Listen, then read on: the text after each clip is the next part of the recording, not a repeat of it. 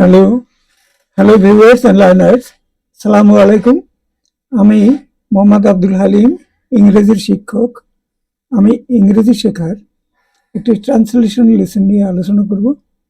20টি বাংলা বাক্য ইংরেজি অনুবাদ এবং 20টি ইংরেজি বাক্য বাংলায় অনুবাদ আমরা এই লেসনে পাবো। প্রথম বাক্য, সে দলের মধ্যে সবচেয়ে ভালো খেলোয়াড়। He is the best player of the team. He is the best player of the team. Simple বাক্য, এক ক্লজের একটি বাক্য। দ্বিতীয় বাক্য, লেখাপড়ায় তার মনোযোগ নেই। He is not attentive to his studies. He is not attentive to his studies. Present simple টেন্সের একটি বাক্য। তৃতীয় বাক্য, তিনি আমার প্রস্তাবে সম্মতি দিলেন। Past tense, he agreed to my proposal. Sentence number 4, আমরা তাকে চিকিৎসা করানোর জন্য ভারতে নিয়ে যাব। Will take him to India for medical treatment. Will take him to India for medical treatment. Sentence number 5, Kazi Nazrul Islam আমাদের জাতীয় কবি। Kazi Nazrul Islam is our national poet. Rabindranath ঠাকুরের একটি কবিতা আমাদের পাঠ্যসূচির অন্তর্ভুক্ত। A poem of Rabindranath Tagore is included in our syllabus.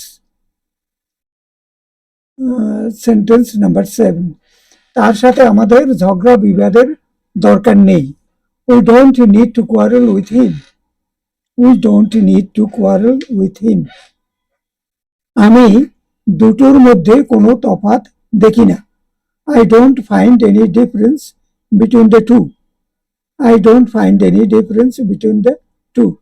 Simple বাক্য, এক ক্লজের বাক্য। সেন্টেন্স নাম্বার 9,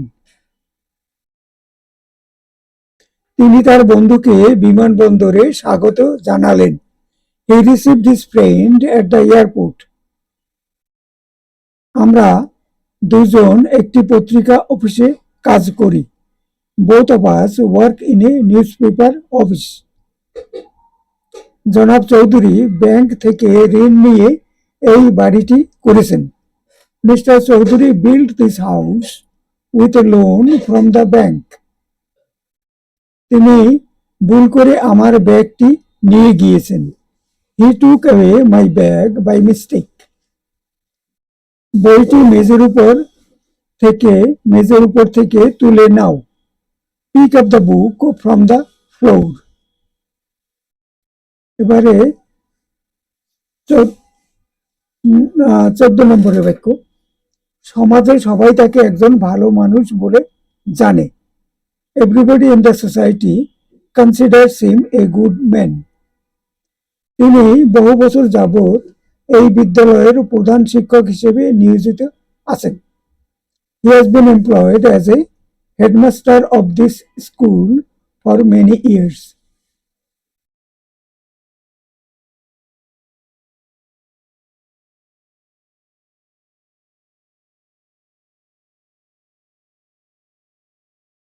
আপনার সময়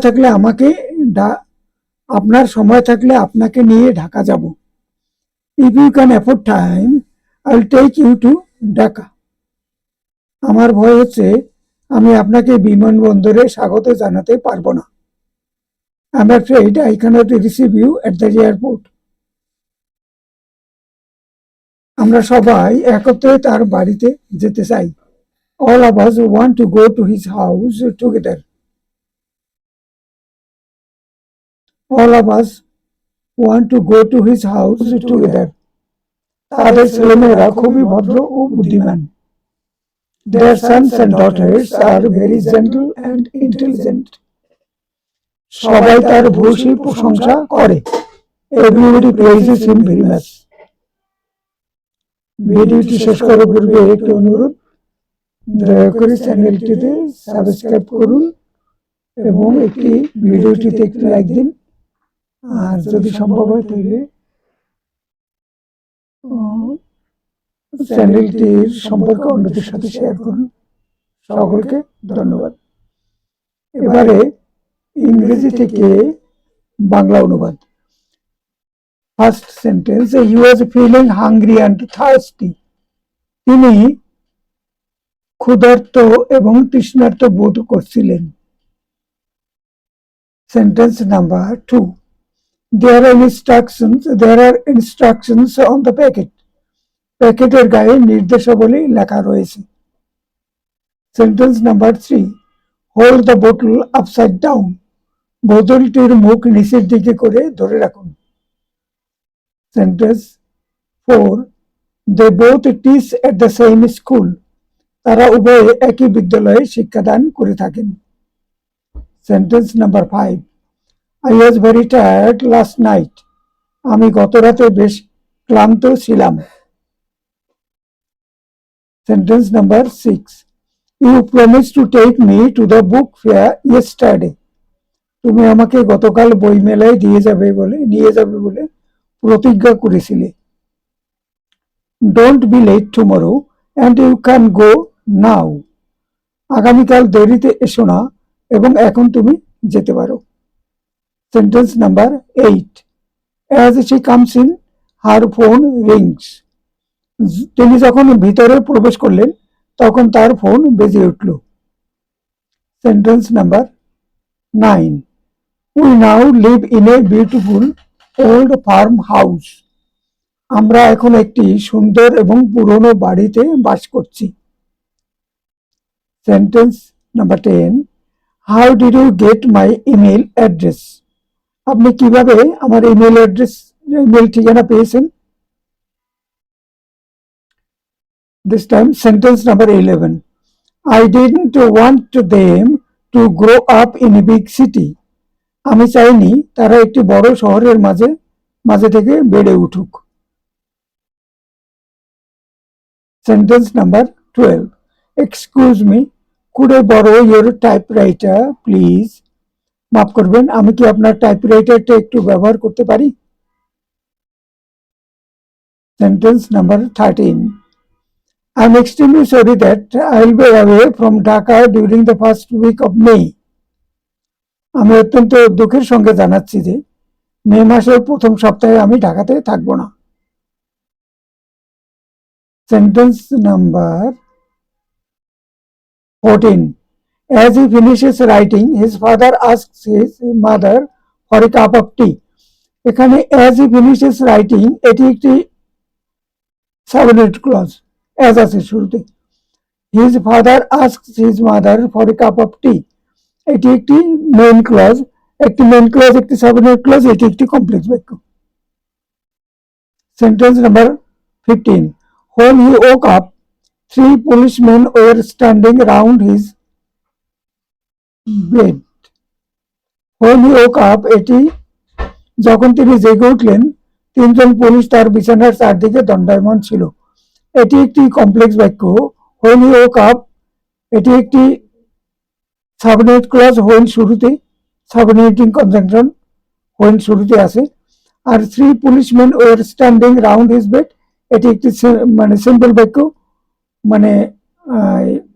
মেইন ক্লজ, প্রিন্সিপাল ক্লজ, তাহলে এটি একটি কমপ্লেক্স বাক্য। Sentence number 16, we don't have a lot in common although he is a good friend. যদিও তিনি আমার একজন ভালো বন্ধু, আমাদের মধ্যে অনেক কিছুতে মিল নেই। এই বাক্যটি we don't have a lot in common, এটি একটি main clause. although he is a good friend এটি একটি সাবঅর্ডিনেট ক্লজ। দুটি ক্লজের একটি বাক্য এবং এটি একটি কমপ্লেক্স বাক্য। যদিও তিনি আমার একজন ভালো বন্ধু, আমাদের মধ্যে অনেক কিছুতেই মিল নেই। Sentence number 17, he went into the living room and he filled his sack with valuable things. He went into the living room, say living রুমে গিয়ে বস্তার মধ্যে মূল্যবান জিনিসপত্র ঢুকালো। চুরি করে নিয়ে যাবে এরকম কোনো ব্যাপার।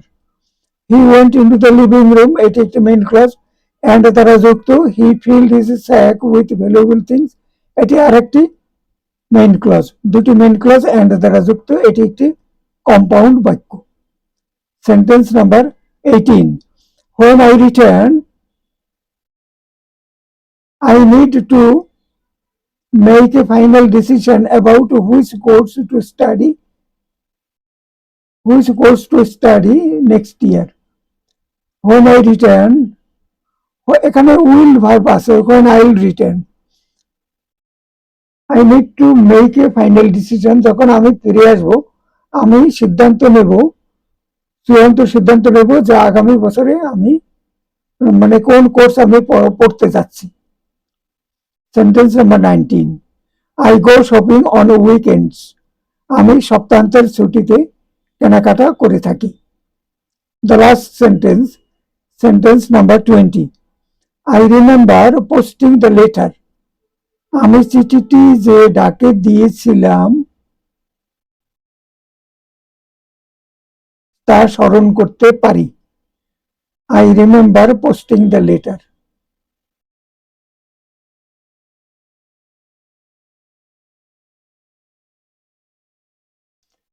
তো 20-40টি বাক্যের সেন্টেন্স মানে ভিডিওটি শেষ হলো।